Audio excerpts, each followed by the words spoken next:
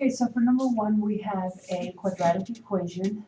Inside the parentheses, we also have 3x that's been factored out ahead of time. We need to find all the values for x. Well, the first value for x is going to be an obvious 0, because we know that 3x, if we set 3x equal to 0, x is equal to 0. So that's our first value for x. But how are we going to figure out what the values for x are from this quadratic portion of the function?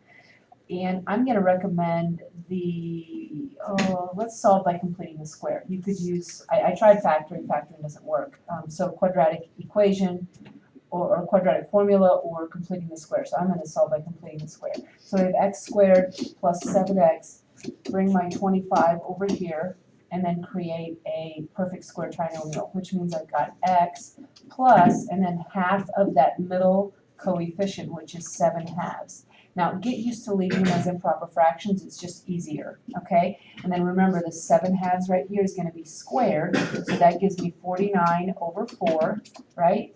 And then because I've added it to this side, I have to add it to this side as well.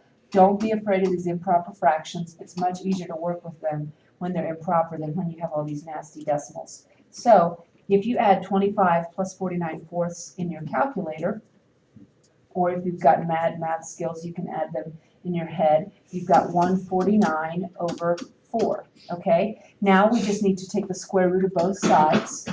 So we'll do that, square root of both sides, plus or minus option here, remember. So now we have x plus 7/2 equals plus or minus the square root of 149. Well, the square root of 149 doesn't have a perfect square, but the square root of 4 does have a perfect square, so I've got that to be 2. And now I just need to get x by itself. X is equal to negative 7/2 plus or minus the square root of 149 over 2. So my three answers are this, there's two answers represented here, and then of course 0, which we were expecting because this would be, if you multiply this back out, that would be 3x to the third. Okay, so we were expecting three answers, and that is what we got.